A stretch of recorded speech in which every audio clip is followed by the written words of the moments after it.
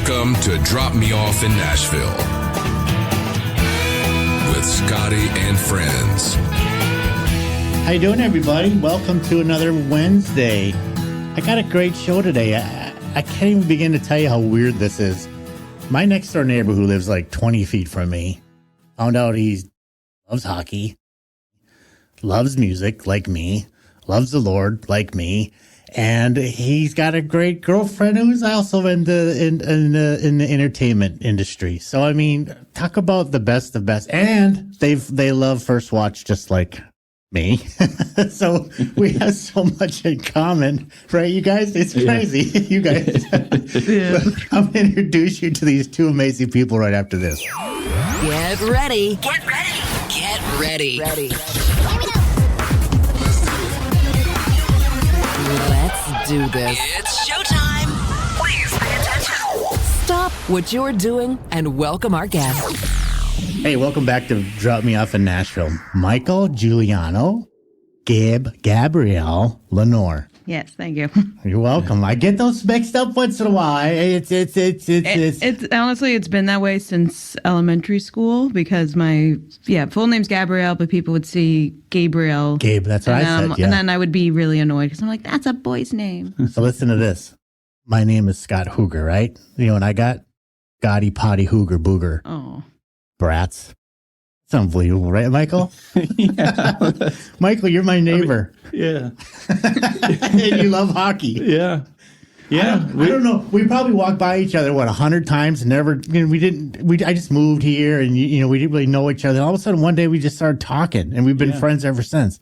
Yeah. And definitely the Hurricanes were a big coming together for the neighborhood. It was. Basically, that building got constructed, and then I think they struggled to sell it for a while, and then they redid the interior and lowered the price and whatever, and then they all sold. Sold quickly. Yeah. Yeah. So we moved in around the same time. I think so. I'm trying to think if my wife was here. Angie would know exactly when we came in, but I thought it was May or something. I was more or less August of 2020. Yeah. Yeah. So you're a hockey fan, right? Yeah. Love the... I don't know if you noticed my shirt. Hey, the Music... Where'd you get that? So, it's a Music City shirt. It has Music City... Was it a hockey tour? So this was one of the Hurricanes, actually. The second one from last year, or almost 2 years ago now.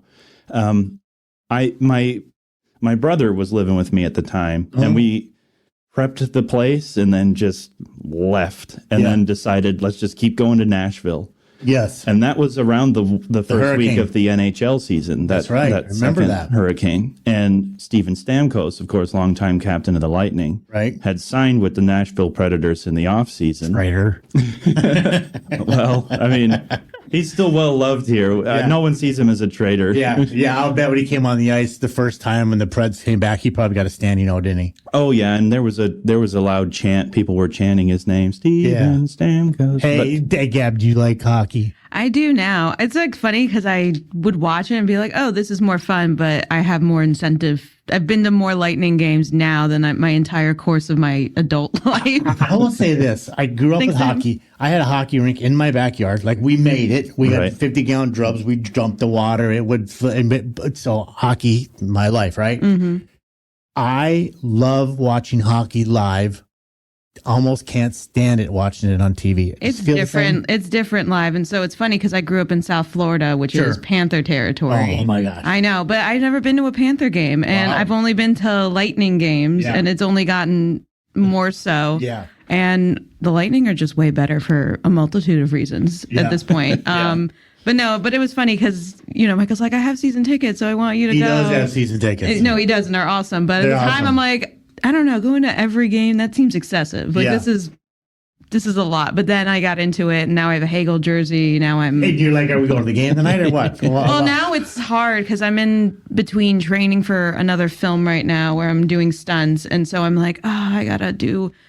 He fought me because he was like, Gabby, I really need you to come to the Lightning Panthers. It's before their Olympic break and I won't bother you. And we had this conversation for 10 minutes because I was like, I need to train. And he was like, no. And I was like, oh, you really want me to do it? And I was like, okay, fine, I'll go. And it was fun. This show, I call it Drop Me Off in Nashville. Mm-hmm. And the whole purpose of it is I want to help kids who are inspired to be in the music industry or film industry or any type of entertainment industry, because it's full of so many scumbags, right? Oh my God.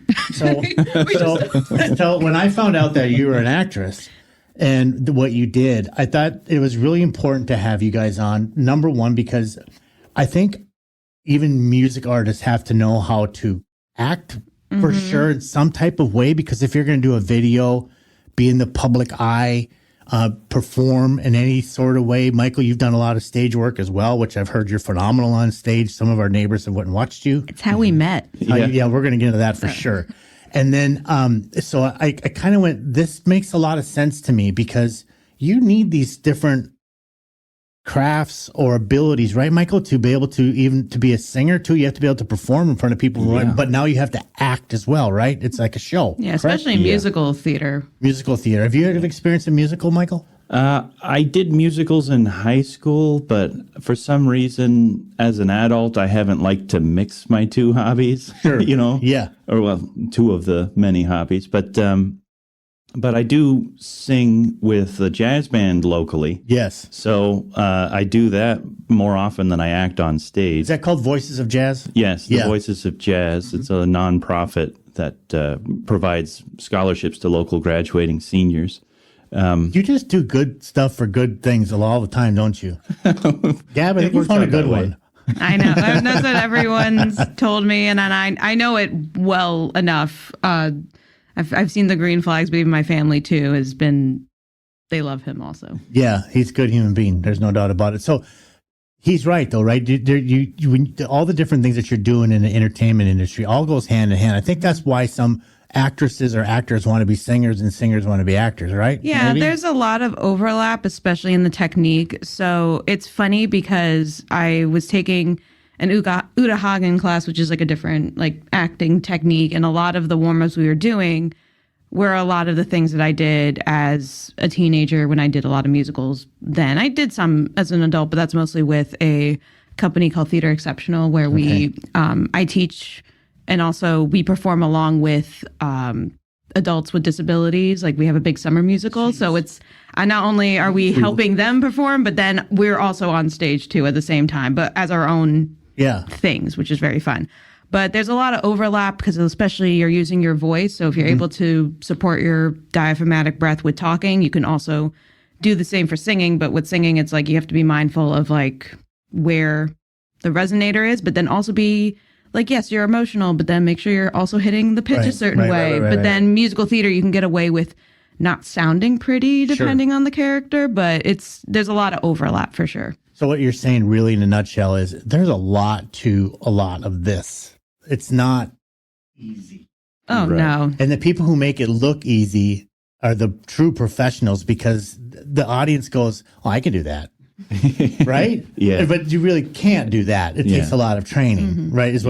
How'd you guys meet? Talk about that. So, do you want to start it or Sure. Michael, were you romantic? Not initially. It took a minute. No, it's actually the exact opposite.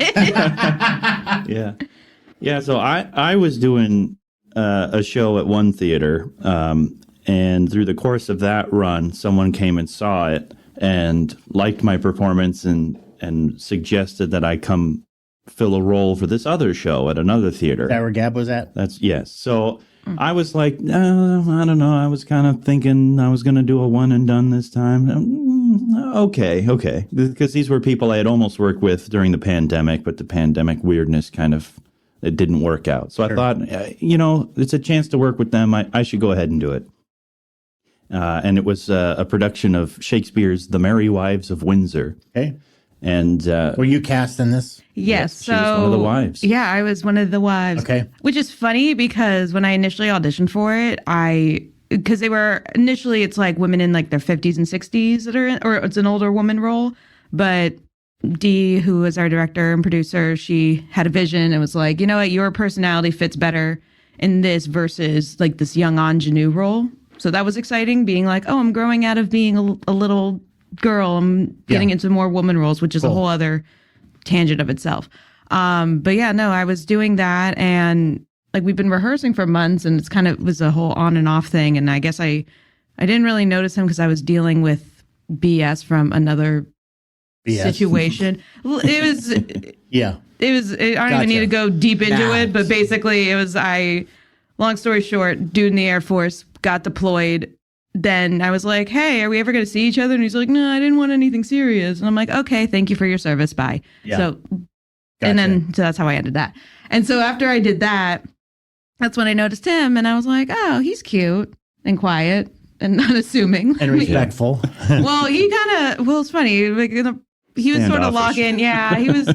Well, Michael, you are a little shy at first, but once you get to know you, you're the people don't at first watch where we all have breakfast. Yeah. They're like the same thing. Michael's the best. I said, I know. Once I got to know him, he's great. Well, what's funny within the rehearsal process, like we would rehearse, and then after a couple hours, we would, get notes. But Michael would be like, "No, I have hockey," and just bolt out. And I'm like, "You can do that? Like, how does that even work?" Yeah. And then I realized his games were at like 10 o'clock at night, and I'm like, "How are you doing this and like doing two things?" Right. Yeah. So anyway, but I was like, who is this guy? Yeah. Yeah. Well, and basically what that boiled down to, the reason why the person who came and saw the first show wanted me to come join this other show is that they had lost an actor and they needed someone to replace. So they had already been cast and were rehearsing, and they just needed a body. So you just all of a sudden got a script handed to you and with some lines? It was a long rehearsal process, so I was still... It wasn't that last minute. Yeah, they had been rehearsing a while, but there were still several months before the show went. So I had plenty of time, but the cast had mostly met each other. And then I missed a rehearsal because I didn't understand this. It just slipped my mind. And that would have been the one where I would have met her the first time. But then all the scenes I was in, she wasn't in. So it was probably a month and a half, 2 months before we even crossed paths in the rehearsal process. So there's this big theater thing in Tampa that people can get involved in, right? How do they, like, how would I start that? Where would I go to get started in this business? Because there's so many dreamers out there. Yeah, it kind of depends on the path, like depending on how far along you are. I would say if you're in high school and then want to get like a BFA in like theater, like that's that path. And then otherwise, if you're more of a late bloomer, you're like, I just want to get out there and start something.